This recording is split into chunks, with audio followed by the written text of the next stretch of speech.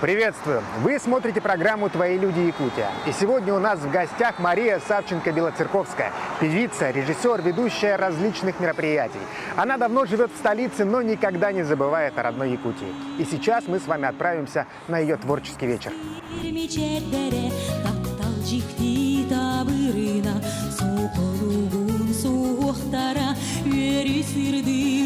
Мария поет с самого детства. Она лауреат многих российских и международных конкурсов, ученица высшей школы музыки. Ее песни в свое время слушала и пела вся Якутия. Сегодня основная деятельность Марии связана с режиссурой, но и про музыку она тоже не забывает. Маша, приветствую тебя. Привет. Ну, побывал я на твоем концерте, да, творческом вечере, конечно, эмоций очень много, очень прошло тепло. И расскажи про задумку этого творческого вечера. Творческий вечер задумывался довольно давно. Я его планировала, наверное, года 4, может, даже лет 5. Просто происходили какие-то обстоятельства, которые все время тормозили, все время мне мешали. И тут я поняла такую вещь, что когда начинаешь долго планировать, думаешь, вот это, и потом в итоге будет концерт. Я в один прекрасный день такая подумала, в общем, я возьму его и сделаю. Может быть, это еще на меня повлиял такой, кто-то, видимо, с юбилейной датой немножко в депрессию уходит, а я вот решила, что надо бы вот так вот отметить. Ну, свой день рождения. Да. Хотя вот эту дату не отмечают, вроде как не принято. Я говорю, ну я же никого не буду не угощать, ничего. Я спою для родных, для друзей. Поэтому вот так решила отметить.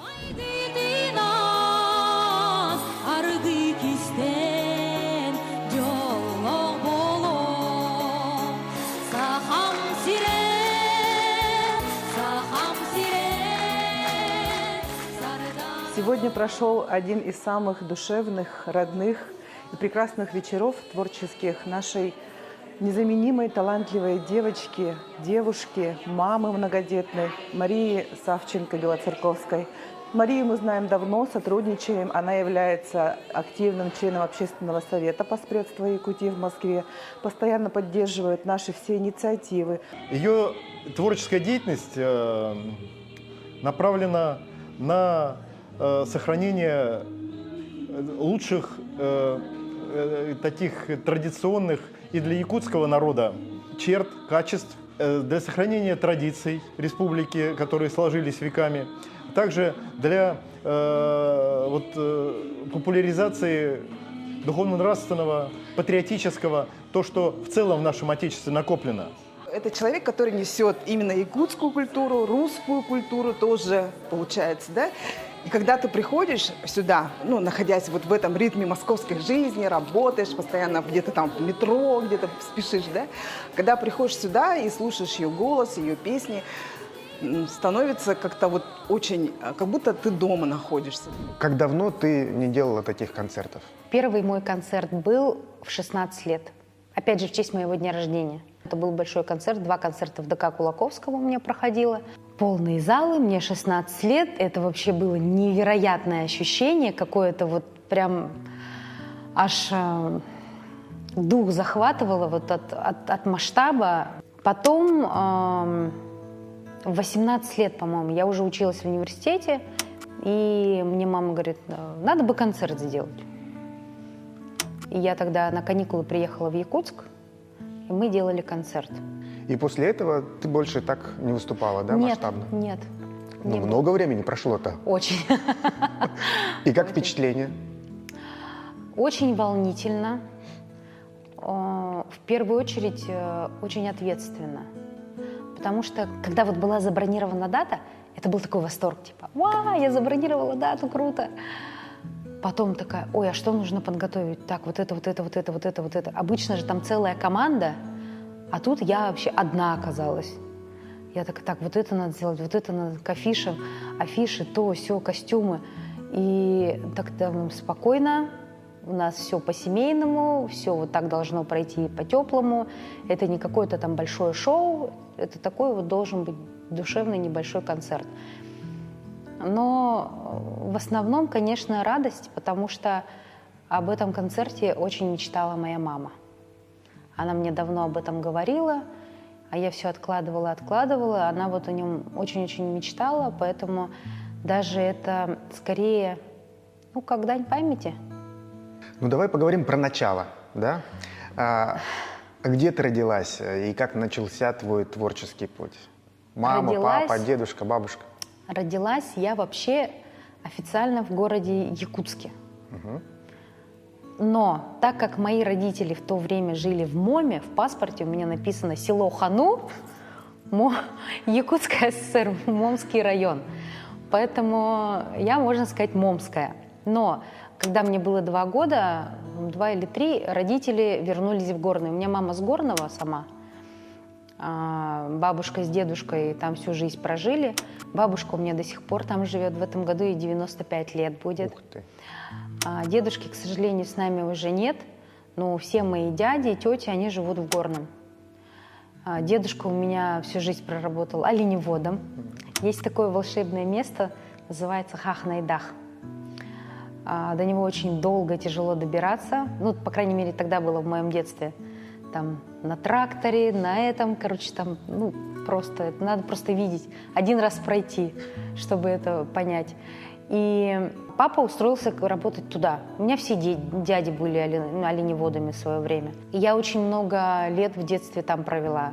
Тогда ты про оленей знаешь все, наверное. Да, я знаю много про оленей.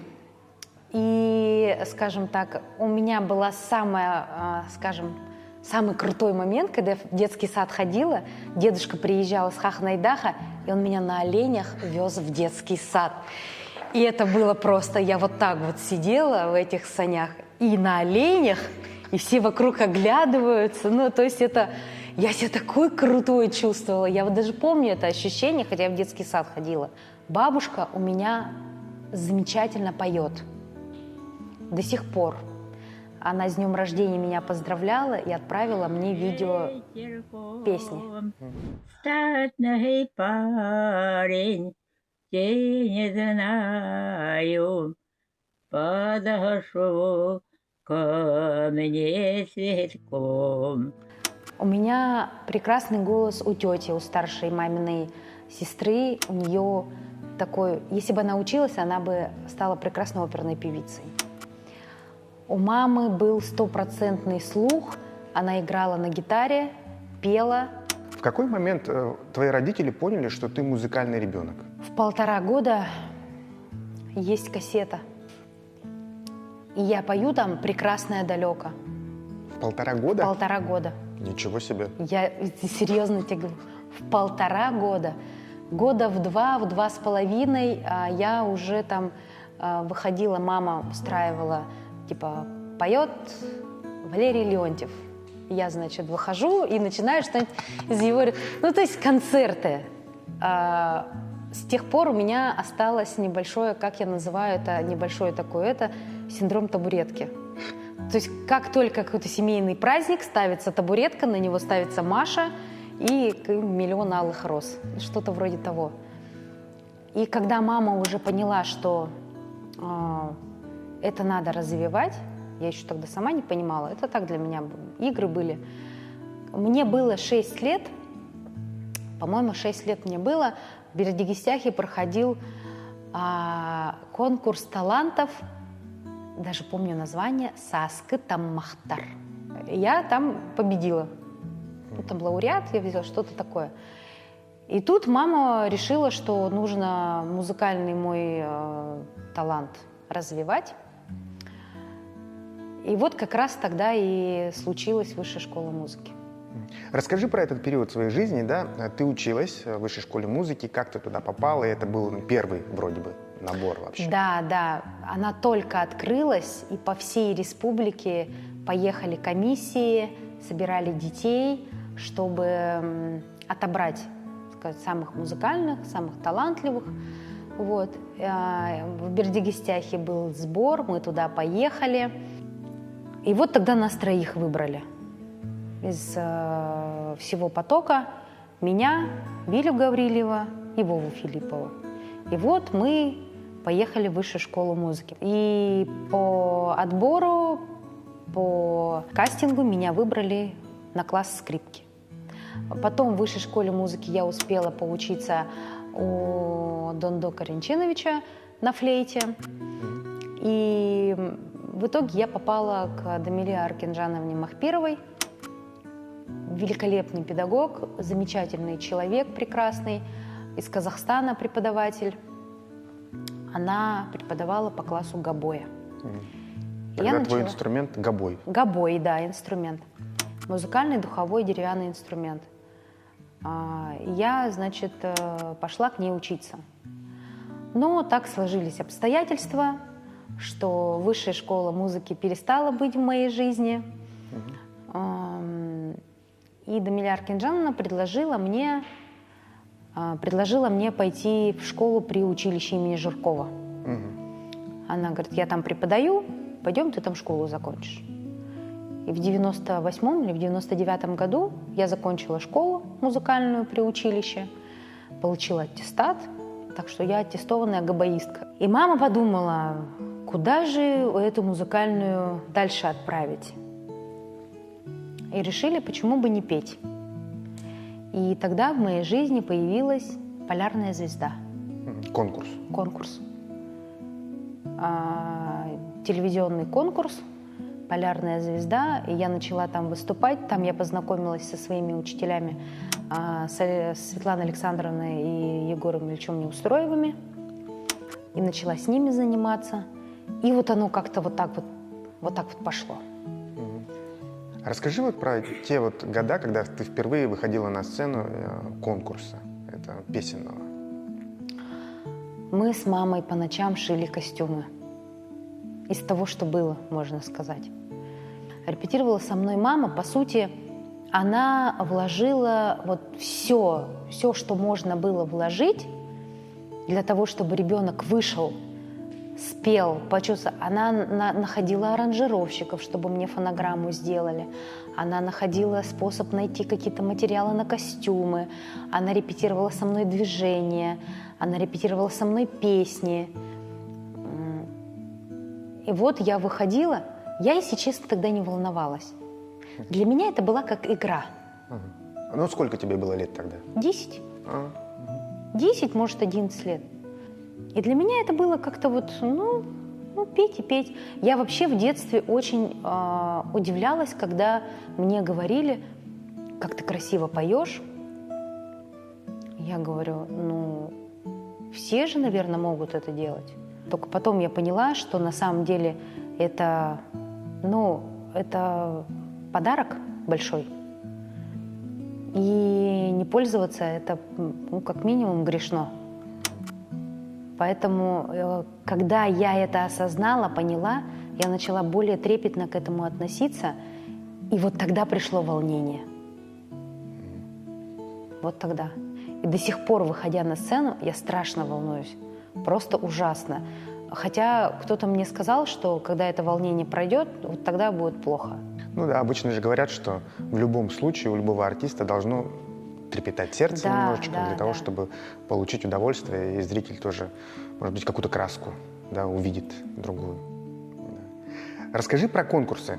Их же было много в твоей жизни, и международные, и российские. Вот самый яркий момент какой-то можешь вспомнить? Могу.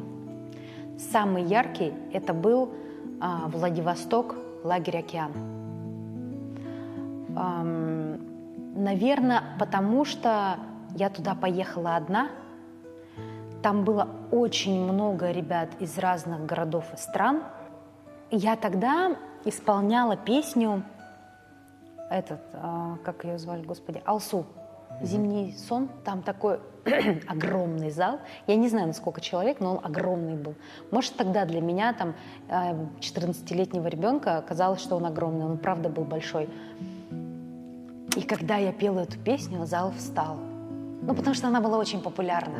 И я тогда лауреатом первой степени стала. Остальные тоже были волнительные очень. Но вот этот момент я вот прям запомнила. Наверное, когда ты такую бешеную энергию от зала получаешь, вот это никогда не забывается. Именно вот этот момент, вот эта секунда. А были какие-то неудачные выступления? Вот это всегда очень интересно. забыла слова, не знаю, да, там, О, порвалось это мой платье. страшный сон. Забыла слова. Это вот самый страшный сон, мне периодически снится, кстати. Был момент, я пела песню Ангелины Файрушиной «Сахам Сире». Там в припеве есть такой топтал. Я слово забыла это. И я всю песню в припеве вот так вот делала. Ну, никто не заметил, конечно, да? Но я только вот на последний раз я вспомнила, что там топтал слово. Так я думаю, Господи, Боже, всю жизнь пою эту песню, 150 раз пою. И я вообще вылетело слово. И я так, и вот это, ну, это было ужасно. Да, это, наверное, было самое страшное. А когда тебя начали узнавать, вот на улице, например, как это было? Кто-то подошел или как-то посмотрел? Как ты на это отреагировала?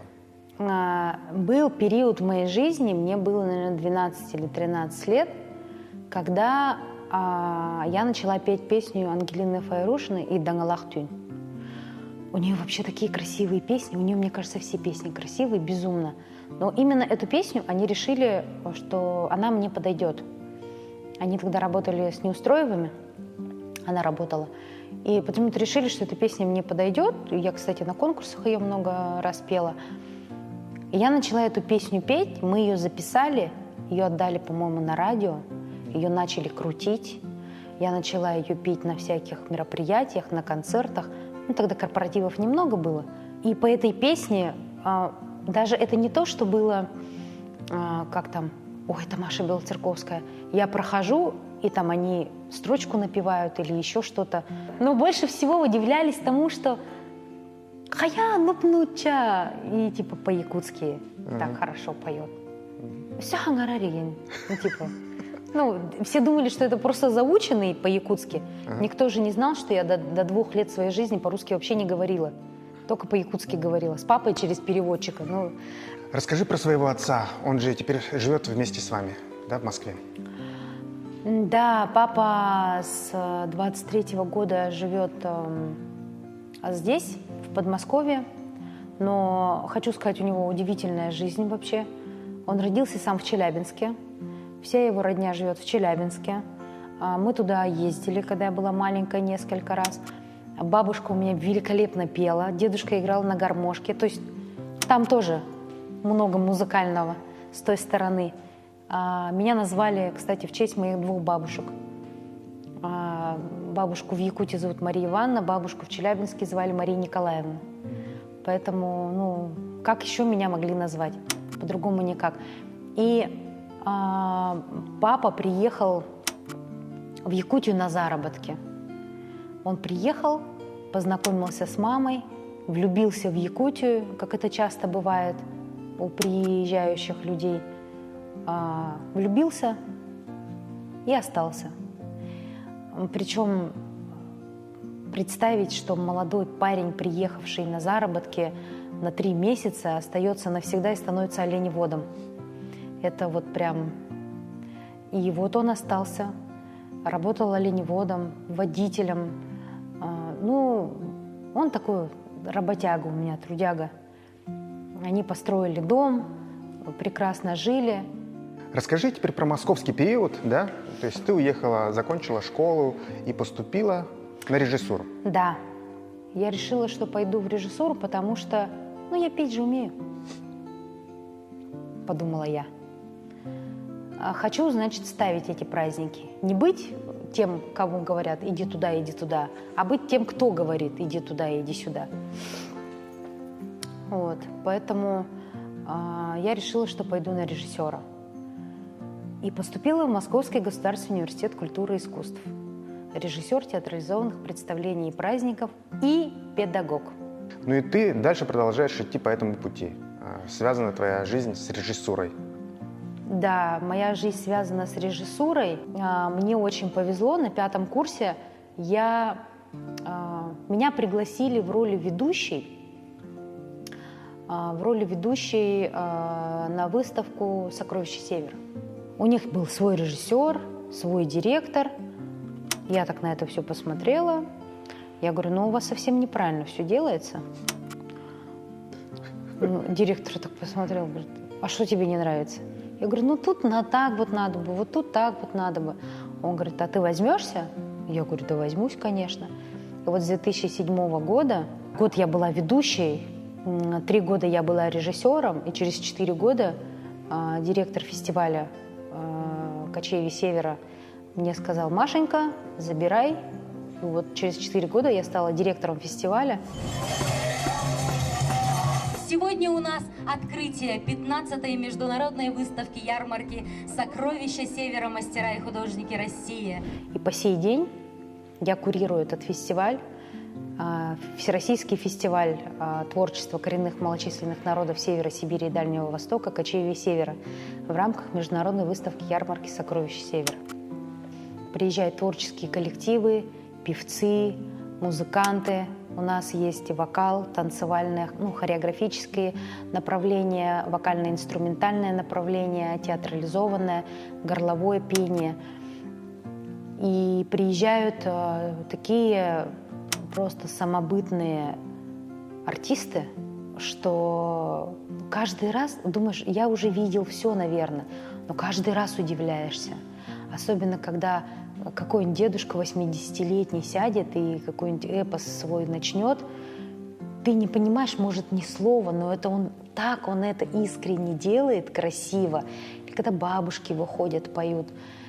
Когда видишь, что детки маленькие, но они в национальных костюмах не просто потому, что на них надели, а это его костюм, он его и дома носит. И это настолько круто, это вот прям это здорово. А ты поешь на этих фестивалях? По наитию. Бывает такое. Я, наверное, лет 6-7 назад в первый раз, нет, вру, лет 10 назад первый раз спела, что мне захотелось. Как-то навеяло так. Я спела, никто не ожидал из моих коллег, потому что я всегда как или ведущий, или как режиссер. А там же, там якутов-то нету, я там одна якутка. И все такие, а ты что, зачем ты скрывала? Я говорю, я не скрывала, просто, я редко пою, поэтому вот так вот. Тем более тут работа другая, там не до пения. И я вот сейчас понимаю, что как раз вот после того, как концерт прошел, я поняла, как я соскучилась по сцене. Потому что скучаешь. Потому что сцена, она все равно не отпускает никогда. Если ты вот один раз вышел на нее, ты уже не можешь просто так уйти с нее. Хочется возвращаться. Ты же активно сотрудничаешь с постоянным представительством Якутии здесь, в Москве, при президенте, и ведешь концерты, участвуешь как исполнительница. Вот расскажи про этот период. Поспредство вообще появилось в моей жизни на 2-м курсе в 2004 году. В 2004 году меня в первый раз сюда пригласили провести ИСЭХ. Тогда еще не в Коломенском, проводили в Юрово. Я хочу сказать, у меня не было вообще опыта ведения мероприятий. И вот тут, вот в поспредстве, прям по словам, по ударениям, по выражениям сидели и штудировали этот текст со мной. И вот с 2004 года я потихоньку начала вести здесь мероприятия. И то, что я сейчас веду праздники, концерты, это все начиналось вот здесь, в 2004 году. До этого я была только певицей. А вот они из меня сделали ведущую, научили меня быть ведущей. И 22 года получается, да? 22 года я работаю с поспредством, веду мероприятия, и каждый раз с огромным удовольствием. Потому что это, не знаю, это как домой вернуться, наверное. Расскажи про свою семью, про супруга, про детей. Как они относятся, то, что у них мама поет? Вообще, я с супругом познакомилась, когда училась на 5-м курсе. Мы с ним познакомились на празднике. Как потом выяснилось, это был день рождения его лучшего друга. Я попала на этот день рождения случайно, но вот так вот случилось, обстоятельства, мы с ним познакомились. Буквально там через неделю он меня уже познакомил с своими родителями. Очень быстрый, стремительный молодой человек. Причем я заподозрила, что что-то неладное вообще, что-то не так у человека с головой. Но семья у него оказалась просто замечательная, просто великолепная. У меня прекрасная свекровь. Все жалуются, а я прям Бога благодарю за свекровь свою. У него прекрасная сестра, у сестры тоже семья. И мы с ним, в 2007 году мы с ним познакомились, в 2008 мы с ним поженились. В год семьи, по-моему, как раз. Я закончила университет, и в октябре мы с ним поженились. У нас 3 детей. Сашке в этом году 15, Лешке 13, Анечке нашей 4 будет. Вот. Как дети относятся? Аня еще не понимает, она иногда очень сильно рыдает, когда я репетирую. Видимо, она думает, что я на нее ругаюсь, я не знаю, ору очень громко. Вот. А мальчики поддерживают, и муж тоже, в принципе, поддерживает, потому что этому же надо очень много времени посвятить, в это надо погружаться. Студии, какие-то выезды, концерты, вот это вот все, подготовка, то... У меня, к сожалению, столько времени нет. Не знаю, может быть, когда детки вырастут, это будет совсем уже другая история. И, возможно, будет какое-то продолжение. Я бы сама этого очень хотела. Я надеюсь. Я думаю, идея у тебя есть, да? И все впереди. Главное теперь воплощать. Спасибо тебе большое за прекрасный разговор. Тебе спасибо большое.